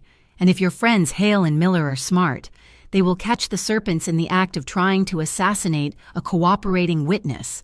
It is dangerous," Emily said. "You are injured. I have been injured before," Dante said. He walked over to her and took her hands. "But I need you to do something for me. Anything." "You stay with Hale," Dante said. "You stay on the police side of the line. You are the medic on standby. You do not come into the kill zone. Promise me. I promise." Emily lied. She knew, with absolute certainty, that she was not going to stand behind a police barricade while he walked into a firing squad. Dante kissed her forehead. "Good." He pulled away and began to button his ruined shirt. His face settled into the hard, cold mask of the dawn. "Let's go." he said. "We have a war to end." The Harborview shipping yards were a graveyard of rust and iron. Towering stacks of shipping containers created a labyrinth of shadows, the metal groaning in the cold wind coming off the water. It was midnight. The only light came from the floodlights mounted on the high fences, casting long, skeletal shapes across the cracked pavement. Emily sat in the driver's seat of an unmarked ambulance parked near the south gate. She was wearing a paramedic's uniform she had bought from a surplus store, her hair tucked under a navy cap. Her hands gripped the steering wheel so hard her knuckles were white. She could see him. Dante stood alone in the center of the clearing, a solitary figure in a black coat, a heavy duffel bag at his feet. He looked calm, almost bored, as if he were waiting for a train rather than a firing squad. 50 yards away, Detective Ryan Hale and Captain Miller crouched behind a police cruiser. A SWAT team was positioned in the shadows of a warehouse, weapons trained on the clearing. "This is it," Emily whispered to herself. The plan was simple. Dante would hand over the evidence, the ledgers proving the Iron Serpent's trafficking routes and the names of the corrupt officials on their payroll, and in exchange, the police would swoop in when the Serpents arrived to kill him. It was a sting operation built on a foundation of lies and fragile trust. Headlights cut through the darkness. 3 black SUVs roared into the yard, tires screeching as they fanned out in a semicircle around Dante. Doors flew open and a dozen men spilled out. They were heavily armed, wearing the signature leather jackets of the Iron Serpents. The leader, a man named Vargas with a face like a clenched fist, stepped forward. He held an automatic rifle loosely in one hand. "You have a lot of nerve." "Viscari," Vargas shouted, his voice echoing off the metal containers. "Coming here alone." "I am not alone," Dante said calmly. He nudged the duffel bag with his boot. "I brought the books, Vargas, and I brought an offer. You leave the city tonight, and I do not give these to the police." Vargas laughed. It was a harsh, ugly sound. "You think you are in a position to negotiate? You're a dead man walking—" "Captain," Ryan whispered into his radio. "Now, give the order, in the ambulance."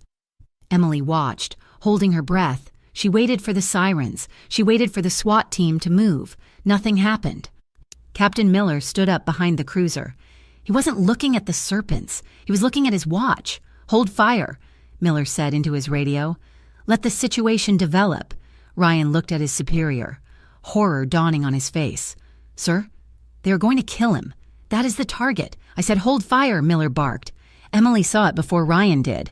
Miller wasn't waiting for an arrest. He was waiting for an execution. He was one of the names in the ledger. He needed Dante dead just as much as the Serpents did. "No," Emily gasped. She slammed her hand onto the ambulance horn. The blaring noise shattered the tension like a hammer hitting glass. Vargas spun around, startled. "It is a trap," a Serpent shouted. "Kill him," Vargas screamed, raising his rifle. Chaos erupted. Dante didn't freeze. He dropped to the ground as the first volley of bullets chewed up the pavement where he had been standing. Simultaneously, muzzle flashes lit up the tops of the shipping containers. Dante's loyal men, hidden in the stacks, returned fire. The yard turned into a war zone.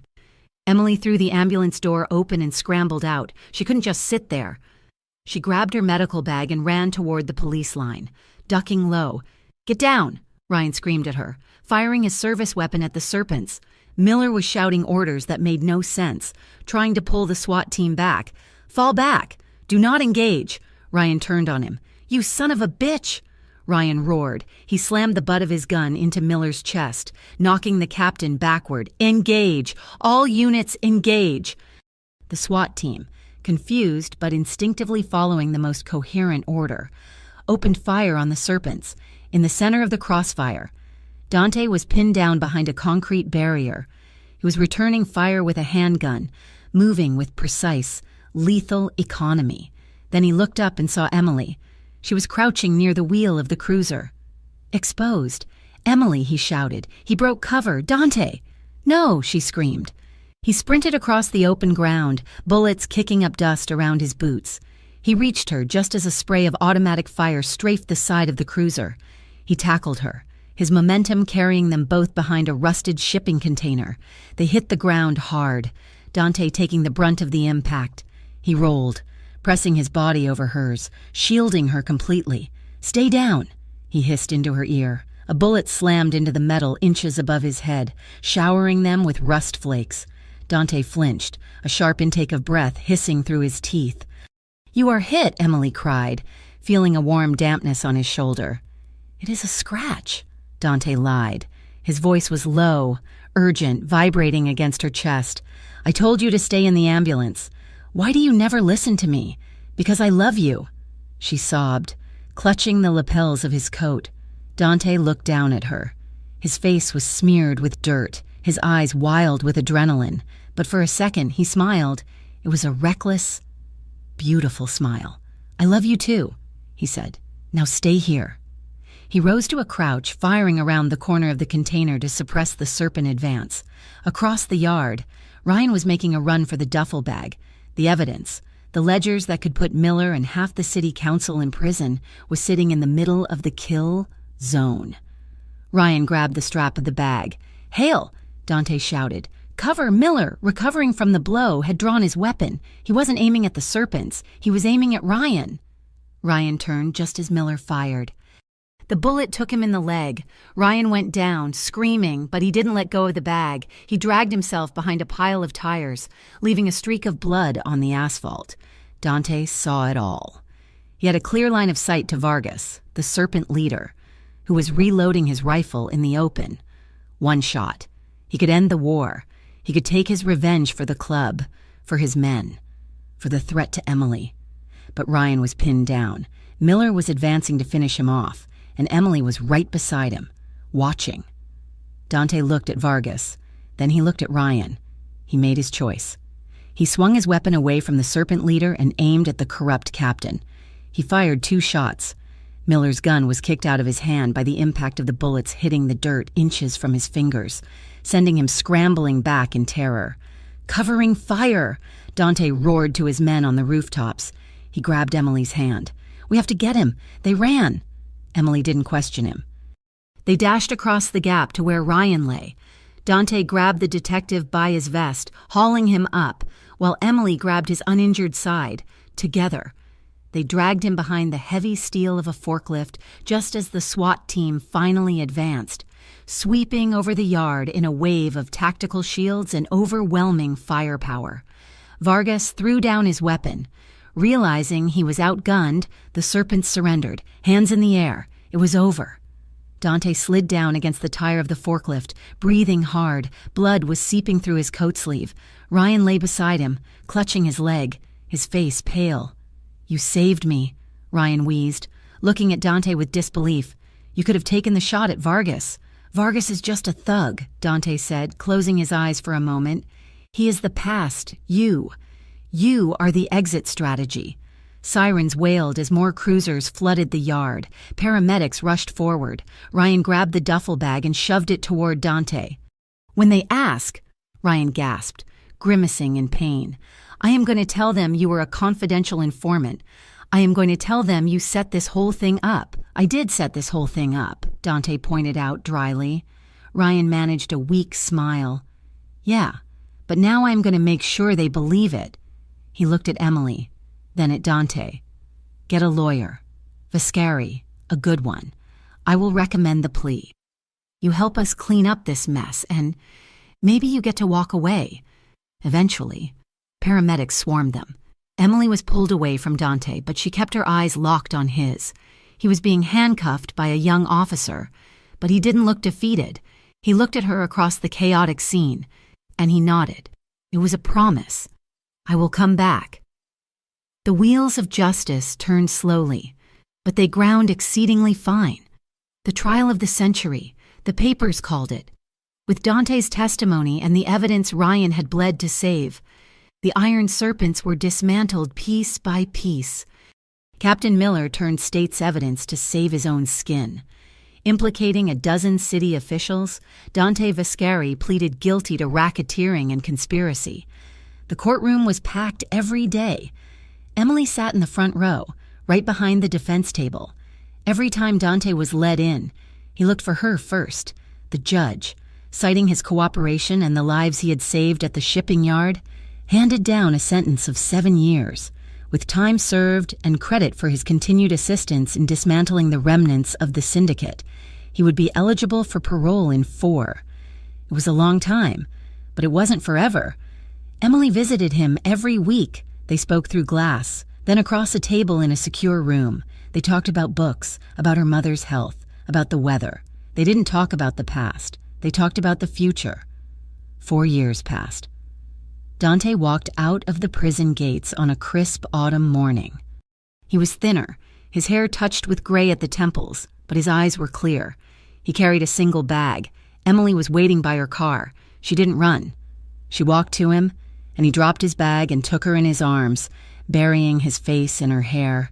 They stood there for a long time, just breathing, proving to themselves that the waiting was over. 2 years later, the town of Oakhaven was nothing like Harborview City. It was a sleepy coastal community where the biggest news was the high tide or the annual bake sale. The air smelled of salt and pine, not exhaust and ozone. Emily parked her car in the driveway of a small, white clapboard house with a wraparound porch. It wasn't a penthouse. The paint was peeling slightly on the railings, and the garden was a chaotic riot of wildflowers. It was perfect. She grabbed the grocery bags from the back seat. "Dante," she called out, "I am home." The front door opened. Dante stepped out. He was wearing jeans and a flannel shirt, sleeves rolled up. He looked different. The hard edge of the dawn was gone, smoothed away by the rhythm of a normal life. He ran a small security consulting firm now, helping local businesses upgrade their alarms. It was quiet work, honest work. He jogged down the steps and took the bags from her. "Hey," he said, kissing her quickly. "How was the clinic?" "Busy," Emily said, smiling. "Mrs. Higgins has a new hip and an attitude to match. How was your day?" "I installed a camera for the bakery," Dante said, "and I fought with a tree." "A tree? Come inside." They walked into the living room. It was cozy, filled with mismatched furniture and warm light. In the center of the room, lying on its side, was a massive Douglas fir. It was easily 9 feet tall. "Dante," Emily laughed, "that is a monster. I got carried away," Dante admitted, rubbing the back of his neck. "The lot owner said it was the best one. I didn't measure the ceiling." Emily walked over to the tree. It was lush and green and smelled like Christmas. She grabbed the trunk and tried to lift it upright, but the top branches smashed against the ceiling, bending aggressively. "It is too big to fit inside." She gasped, wrestling with the prickly branches. She stopped. The words hung in the air, echoing a memory from a lifetime ago. A secret room, a gun safe, a first kiss. She looked at Dante. He was watching her, a slow, knowing smile spreading across his face. The years fell away, and for a moment, he was the dangerous, captivating man in the penthouse, and she was the woman falling in love with him. He stepped closer, navigating around the sprawling branches. He stopped behind her, his chest brushing her back, his presence warm and solid. "Then let me show you how," he murmured, his voice dropping to that low, rough timbre that still made her knees weak. He reached around her, his hands covering hers on the trunk of the tree. "We just have to trim the top," he whispered, his lips grazing her ear, "and maybe move the sofa and angle it, just like this." He didn't move the tree.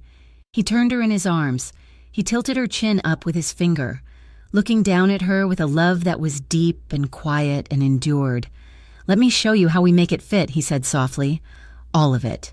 The past, the present. You, me, this life." He kissed her.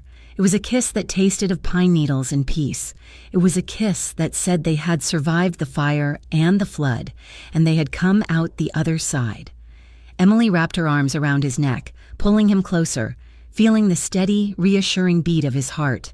The house was messy. The tree was too big. The bills were on the counter. But as she held on to him, surrounded by the scent of the ocean and the man she loved, Emily knew that everything fit perfectly. Thank you so much for listening to the final part of It's Too Big to Fit Inside. I hope you enjoyed Emily and Dante's journey from the dangerous underworld to their hard-won, happy ending. I would love to hear your thoughts on the story. Did you like how Dante redeemed himself? What was your favorite moment? Please leave a comment down below and let me know where you are listening from. I love seeing how far these stories travel.